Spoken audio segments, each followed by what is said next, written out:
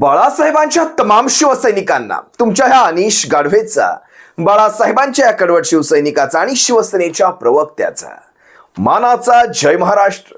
जर अजूनही शिवसेना एक वादळ सबस्क्राईब करायचं राहून गेलं असेल तर तुम्हा सर्व शिवसैनिकांना पुनश्च कळकळीची विनंती, आता ताबडतोब शिवसेना एक वादळ लाखोंच्या संख्येने सबस्क्राईब करा.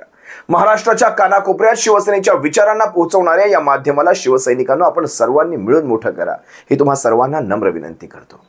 आजच्या विषयाचं शीर्षक पाहिल्यानंतर एव्हा ना तुमच्या लक्षात आलं असेल आजचा विषय नेमका कोणता आहे, ते आपण कुठल्या विषयावर व्यक्त होणार आहोत ते. तसं पाहता आपण खेळांचे विषय फारसे घेतलेले नाहीत, पण आज घ्यावासा यासाठी वाटतो कारण याही विषयावर जर बोललं गेलं नाही तर याही क्षेत्राचा बट्ट्याबोळ मात्र नक्की होणार आहे. कारण आपण सर्वांनी पाहिलात, खरं तर एरवी आपण कुठल्याही क्रिकेटच्या स्थानिक लोकल क्रिकेटमध्ये आपण जेव्हा पाहतो एक डायलॉग कायम ते कॉमेंट्री करणारे वारंवार मारत असतात, फेकून मारत असतात. पंचांचा निर्णय अंतिम निर्णय, पंचांचा निर्णय अंतिम निर्णय, पंचांशी वादावादी करू नये, पंचांशी भांडाभांडी करू नये. ऐकता आपण हे सारं. खरं तर ह्या आजच्या जमान्यामध्ये जेव्हा टेक्नॉलॉजी एवढी पुढे नव्हती त्यावेळेस हे सगळं ठीक होतं, पण ह्या आजच्या जमान्यामध्ये पंचांचे अधिकार हे काहीशे लिमिटेड असायला हवेत. आणि टेक्नॉलॉजीवर म्हणजे कॅमेरे असतील, आपण रिव्ह्यू पाहू शकतो, रिप्ले पाहू शकतो, या सगळ्या गोष्टींवर जास्त भर द्यायला हवा. हे ज्यावेळेस हे असले निर्णय होतात त्यावेळेस मात्र ह्या गोष्टी प्रकर्षाने जाणवतात. आणि कदाचित हेही तुमचं देखील हे सेम मत असू शकतं, अगदी समान, तुम्ही आम्ही एकाच मताचे असू शकतो या विषयावर. पंचांचा निर्णय अंतिम निर्णय कसा काय असू शकतो? ज्यावेळेस पंच आपल्या डोळ्यासमोर झापडं लावून बसतात राजकारणाची, ज्यावेळेस पंच आपल्या डोळ्यासमोर खोक्यांची झापडं लावून बसतात, त्यावेळेस पंचांचा निर्णय हा अंतिम निर्णय कसा समजायचा किंवा पंचांच्या डोळ्यावर झापडं लागलेली आहेत की नाही हे कसं ठरवायचं? कारण काल महाराष्ट्राने तुम्ही पाहिलं असाल बिना कुस्तीचा महाराष्ट्र केसरी पाहिलाय. काल कुस्ती झालीच नाही. तुम्हाला नाही वाटत काल कुस्ती झालीच नाही? खरी कुस्ती काल झालीच नाही. पृथ्वीराज मोहोळ असेल काय किंवा शिवराज राक्षे असेल काय, हे दोघंही म्हणजे बघा, तुम्हाला मी माझ्याविषयी जर थोडंफार सांगायचं झालं तर एक अगदी थोडक्यात माझी एक माहिती देतो खेळाच्या बद्दलची. मला क्रिकेट येत नाही, मला क्रिकेट तितकंसं कळत नाही, मी क्रिकेट खेळत नाही. तुम्हाला कदाचित हे वेगळं वाटत असेल, पण होय, मला क्रिकेट समजत नाही, पण मला कुस्ती मात्र समजते. मला कुस्तीविषयी तेवढीशी आवड आहे आणि मला कुस्ती पाहण्यातही तितकासा रस आहे. पहिलवानांविषयी सगळ्याच मी अराजकीय दृष्टीने ह्या सगळ्याकडे पाहतो.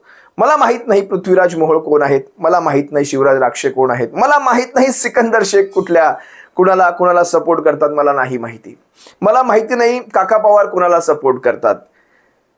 पण मला एवढं कळतं की पहिलवानाचा हा आदर झाला पाहिजे. जर त्या लाल मातीवर पहिलवानाचा आदर जर झाला नाही तर मग तो कुठे होणार? महाराष्ट्र केसरी सारखं एवढं मानाचं तो किताब म्हणता येईल.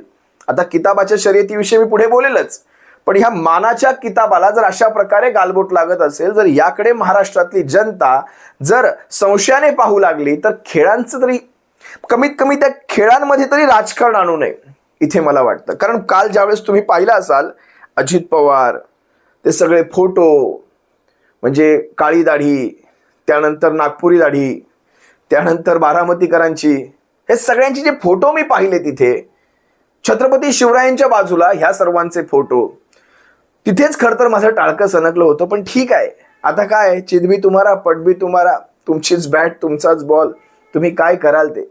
संग्राम जगताप, मुरलीधर मोहोळ, अजित पवार हे सगळे उद्घाटन करायला हे निकाल काय व्यवस्थित लागणार आहेत तिथे?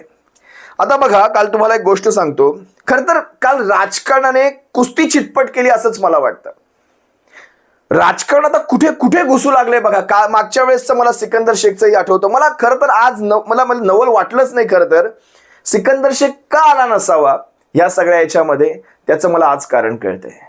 म्हणजे डेंजर झोन मध्ये ज्या वेळेस राक्षेने स्वतःला लॉक करून घेतलं होतं, बघायला गेलं तर डेंजर झोन मध्ये आल्यानंतर देखील खरं त्याचं अभिनंदन आहे. अशा परिस्थितीत त्याने लॉक करून घेतला. कुस्तीचा नियम काय सांगतो? कुस्तीचा नियम सांगतो दोन्हीही खांदे जोपर्यंत जमिनीला टेकत नाहीत तोपर्यंत कुस्ती झालेली नाही, चितपट झालेला नाही. हा कुस्तीचा नियम आहे. साधीशी गोष्ट म्हणजे अगदी सर्वसामान्य लेमन लँग्वेज मध्ये सांगायचं झालं तर जोपर्यंत दोन्ही खांदे जमिनीला टेकत नाहीत तोपर्यंत कुस्ती झालेली नाही. मग हा कालचा प्रकार काय होता? जशा त्याने स्वतःला लॉक केला तिथे त्या पोझिशनला ते सोडवायला हवं होतं, न सोडवता पंचांनी थेट हात वर करून टाकले. तुम्ही पाहिलं असाल पंचांनी कुठे कुठे पाहिलं ते, जरा पहा तो पुन्हा एकदा व्हिडिओ पहा, पंचांनी कुठे पाहिलं वगैरे. असो, त्या सगळ्या प्रकारात मी जाणार नाही. पण जे काही असेल बघा, शिवराज राक्षेच्या कृतीचं मी कुठेही समर्थन करणार नाही. सगळ्यात पहिली गोष्ट, त्याने आपल्या पराभवानंतर देखील एक संयम राखायला हवा होता. ज्या प्रकारे त्याने पंचांची कॉलर धरली, ज्या प्रकारे त्याने पंचांना लात घातली, खरं तर माणसाची लायकी काय असते त्याप्रमाणेच कृती होत असतात. ज्यावेळेस बघा ना, शेवटी काय असतं, वर्षोनवर्ष त्या तालमीत मेहनत केली जाते. या महाराष्ट्र केसरी या पुरस्कारासाठी, या किताबासाठी, या आजन्म म्हणजे सर्वश्रेष्ठ पुरस्कारासाठी कुस्तीपटूच्या आयुष्यातला किंवा पैलवानाच्या आयुष्यातला हा सर्वश्रेष्ठ पुरस्कार म्हटला जातो. हिंद केसरी असेल, महाराष्ट्र केसरी असेल. आता एवढ्या मेहनतीनंतर एखाद्या पंचाच्या त्या राजकीय निर्णयामुळे, एखाद्या राजकीय पंचाच्या राजकीय निर्णयामुळे, चुकीच्या निर्णयामुळे जर एखाद्याच्या साऱ्या मेहनतीवर पाणी ओतलं जाणार असेल, आजवर केलेल्या साऱ्या मेहनतीवर पाणी ओतलं जाणार असेल, तर तुम्हीच विचार करा एखादा पैलवान कुठल्या थराला जाऊ शकतो. कारण शेवटी पैलवानच ते, रक्तामध्ये क्रोध असतो, त्यांच्या रक्त सळसळतं असतं. कालची झालेली त्यांची ती कृती, त्याचं कुठेही समर्थन मी करणार नाही, पण तरी देखील सांगतो, त्याच्या मागची ही कारणं सांगतो. त्यांची मेहनत प्रचंड असते. अगदी खाण्यापिण्यापासूनची पथ्य असतील, उठण्यापासून झोपण्यापर्यंतची पथ्य असतील, अगदी सराव असेल, 24 तास त्या तालमीवर घातलेले असतील. ही एक प्रचंड मेहनत आहे. त्यासाठी लागताना खर्च असतो, अनेक गोष्टी असतात. आणि ज्या वेळेस आपण त्या किताबाच्या अगदी जवळ असतो, तिथे अशा प्रकारचं जर राजकारण घडलं तर लात घातली जाणार की नाही, हा साधासा प्रश्न आहे. मला ते विनेश फोगाटचा तो प्रसंग 4-5 महिन्यांपूर्वीचा अजूनही आठवतो. भारताला एकमेव काय ते गोल्ड मिळणार होतं आणि तिथे देशाचं राजकारण आडवं आलेलं आहे. 100 ग्रॅम 200 ग्रॅम मधून ती काहीतरी बाहेर पडली. अगदी सिल्वरही मिळालं की नाही मला माहिती नाही, पण विनेश फोगाटने स्वतःला नंतर राजकारणातच सिद्ध केलं. तुम्ही माझ्या क्षेत्रात आलात, तुम्ही माझ्या खेळ क्षेत्रात तुमचं राजकारण घेऊन आलात, मी आमदार म्हणून तुमच्या क्षेत्रात आले. शेवटी हरियाणातनं ती आमदार म्हणून जिंकून देखील आली, यांच्या नाकावर टिचून जिंकून देखील आलेली. विषय तो नाहीये, विषय राजकारणाचा नाही. पण बघा ना, एवढा सगळा प्रकार झाल्यानंतर साधा रिव्ह्यू देखील घेतला गेला नाही. रिव्ह्यू म्हणजे कुस्ती क्षेत्राचा राजकीय खून होताना मी काल पाहिला. मी अनेक त्याच्यातल्या गोष्टी लिहून घेतल्या. पंच कॉन्फिडंट कुठेही दिसत नव्हता. आणि जर पंच कॉन्फिडंट नव्हता तर त्याने रिप्ले पाहायला नको होता का? अनेक गोष्टी मी इथे, म्हणजे शिवराज राक्षेवर अन्याय झाला नाही झाला हे जनतेने ठरवावं, पण त्यातल्या काही गोष्टी मला इथे सांगाव्या लागतील. खांदे टेकले होते तर अजिबात नाही. एक खांदा हवेमध्ये होता संपूर्णपणे. कोणी म्हणतं 0.25च्या स्पीडने तोच व्हिडिओ पुन्हा रिप्ले करून पहा, तुम्हाला कळेल पाठ टेकली होती, पाठ टेकली नव्हती. त्याला काही सेकंड्स लागतात. ते सेकंड्स लागले होते का? तो नियम तिथे पाहिला गेला होता का नियमांची सगळीच पायमल्ली केलेली आहे. कुस्ती न खेळताच पृथ्वीराज मोहोळ, आता मुरलीधर मोहोळांचं ते आडनाव आहे म्हणून बरेच जण म्हणतात, मी त्या सगळ्या प्रकारात जाणार नाही. मुरलीधर मोहोळांचे आणि पृथ्वीराज मोहोळांचे नेमके काय संबंध आहेत त्याही प्रकारात मी जाणार नाही. पण काका पवारांच्या ह्या पैलवानाला मात्र राजकारणाचा फटका पडलेला आहे, एवढं मात्र मला दिसतं. एकदा तरी ती रिप्ले बघून घ्यायला हवा होता, असंच मला कुठतरी वाटतं.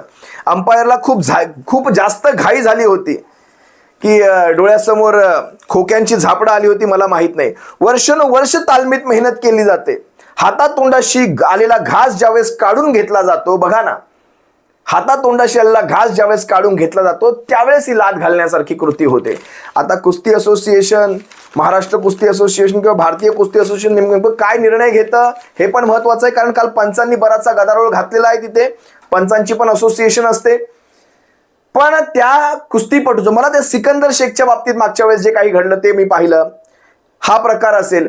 पण याचं करिअर कुठेही बर्बाद करू नका. ही आहेत ऑलिम्पिकची प्लेयर्स. अशी आपल्याकडे मोजून हाताच्या बोटावर, हाताला बोटं सुद्धा जास्त आहेत, एवढे मेडल्स येत असतात. विचार करा, म्हणजे जर राजकीय क्षेत्रातलं पाहायला गेलं तर ईव्हीएमच्या जीवावर विधानसभांच्या निवडणुका कशा जिंकल्या गेल्या, तसं पंचांच्या जीवावर महाराष्ट्र केसरी निवडला गेला, असंच कुठेतरी वाटलंय. शेवटी गोष्टी कॉमन आहेत. संयम पण खूप फार महत्वाचा आहे. राजकीय क्षेत्रातही संयम महत्वाचा असतो आणि खेळाच्या क्षेत्रातही संयम महत्वाचा असतो. संयमातून आपण आणखी जास्त लोकांच्या मनावर आपली छाप उमटवू शकला असतात. बघा, 1 वर्ष आपल्याला नाही मिळणार, पण तो संयम दाखवून आपण खिलाडू वृत्तीचं दर्शन दाखवायला हवं होतं, हे देखील मला कुठेतरी वाटतं. पृथ्वीराज मोहोळ हा कुस्ती न जिंकताच आणि दुसरी गोष्ट म्हणजे बघा, किताबाची ज्यावेळेस शर्यत झाली तिथे सुद्धा मला राजकारण दिसलं. किताबाची ज्यावेळेस कुस्ती झाली त्यावेळेस तिथे महेंद्र गायकवाड होता आणि इकडनं पृथ्वीराज मोहोळ होता, कारण पृथ्वीराज मोहोळने शिवराज राक्षेला हरवलं. आता विचार करा, म्हणजे संशयास्पद पद्धतीने महेंद्र गायकवाडची एक्झिट झाली त्याच्यातनं, म्हणजे त्याने खेळच सोडला. त्यामुळे किताब सुद्धा मोहोळला मिळाला. आता महेंद्र गायकवाडची एक्झिट कशी झाली, काय झाली, हे तुम्ही स्वतः जाऊन पहा. नेमकं त्याला काय वाटलं तिथे आणि त्याने बाहेर पडला तो. म्हणजे तिथे सुद्धा स्पर्धा झाली नाही. ती जी गदा मिळालेली आहे मानाची, महाराष्ट्र केसरीची, ती गदा खरंच हा घरामध्ये मानाने ठेवू शकतो का, हाच मोठा विषय आहे. परभणीच्या संकेत यादवचा ज्यावेळेस महेंद्र गायकवाडने पराभव केला होता, विचार करा, तो पराभव पाहता मला वाटलं होतं कुठेतरी की महेंद्र हा किताब तरी कमीत कमी घेऊन जाईल, पण महेंद्रने ज्या प्रकारे संशयास्पद एक्झिट घेतलेली आहे, सगळंच मला संशयास्पद वाटायला लागलं. याच कारणामुळे तो सिकंदर शेख आला नसावा. मला ते शिवराज राक्षेविषयी एक ती अण्णाभाऊ साठेंची ती ओळ मला कायम आठवते. ही न्याय व्यवस्था काहीकांची रखेल झाली, मी माझी व्यथा मांडू कुणाकडे. ही न्याय व्यवस्था काहीकांची रखेल झाली, मी माझी व्यथा मांडू कुणाकडे. हे शिवराज राक्षेंच्या तोंडी काल नक्की आलं असेल. कुणाकडे मांडूच शकत नाही. उलट जर तुम्ही जितकं मांडाल तितकं तुम्हाला आणखी गोत्यामध्ये घेऊन येतील. कदाचित या पंचांच्या निर्णयावरून किंवा पंचांच्या असोसिएशनच्या निर्णयावरून कदाचित तुम्हाला डाऊन सुद्धा केलं जाऊ शकतं, मला माहित नाही. मागच्या वर्षी सिकंदर, म्हणजे यावर्षी शिवराज राक्षे, काय चाललंय कुस्ती क्षेत्रामध्ये, अनेक गोष्टी आहेत. आता पंच किती खरे किती खोटे हा एक वेगळा भाग जरी असला तरी आता खोके सुद्धा कुस्ती क्षेत्रामध्ये घुसलेत असं मला कुठेतरी वाटतंय. पण बघा ना, मला आणखी एक गोष्ट सांगावीशी वाटते. फिक्सिंग अशी झाली पाहिजे की कमीत कमी लोकांना कळली नाही पाहिजे ती. म्हणजे राजकारणात सुद्धा तुम्ही पाहिलात, आमदार खासदार असे फोडले की उघड्या डोळ्यांनी त्या अनुच्छेद 10चं जे काही ऑपरेशन करून टाकलात तुम्ही, चिरफाड करून टाकलात उघड्या डोळ्यांनी लोकांच्या समोर. अगदी न्याय व्यवस्था कशी वागली लोकांच्या समोर, विधानसभेचे अध्यक्ष कसे वागले लोकांच्या समोर, राज्यपाल कसे वागले लोकांच्या समोर, इलेक्शन कमिशन ऑफ इंडिया कशी वागली लोकांच्या समोर. इथे कुस्तीमध्ये बघा, लोकांच्या समोर अगदी कॅमेरा दाखवतोय तरी सुद्धा लोकांच्या समोर. दाखवायला पाहिजे होतं ना ते, कशा प्रकारे पाठ टेकली दाखवायला पाहिजे होतं, नाही दाखवलं. म्हणजे न्यायाधीशाला केवढी घाई होती तो निर्णय द्यायची बघा. जसं काही आवाजी मतदानावर कशा प्रकारे एखादी निवडणूक जिंकते आतल्या आत सभागृहाच्या आतली, तशा प्रकारचा कालचा मला तो वातावरण वाटलं. शिवराजने ती लाथ मारणं किती योग्य होतं किती नव्हतं हा वेगळा भाग झाला, पण शिवराजने ती लाथ कुणाच्या विरोधात मारली, कुठल्या वृत्तीच्या विरोधात मारली. शिवराजची ती लाथ गरजेची होती का, हा माझा तुम्हाला प्रश्न आहे. कुठल्या वृत्तीला त्याने ती लाथ घातली, ती लाथ खरंच गरजेची होती का, आणि होती तर का, आणि नव्हती तर का, जरा कमेंटमध्ये व्यक्त व्हा. आणि कदाचित अशीच लाथ आपल्या शिवसेनेला आता या व्यवस्थांवर घालायची गरज आहे. हा सुद्धा माझ्या मनात आलेला एक विचार आहे. बघा तुम्हाला काय वाटतं, जरा व्यक्त व्हा कमेंटमध्ये. तुर्तास तुम्हा सर्वांची रजा घेतो. सप्रेम जय महाराष्ट्र. बाळासाहेबांच्या शिवसैनिकांनो काळजी घ्या. जय महाराष्ट्र.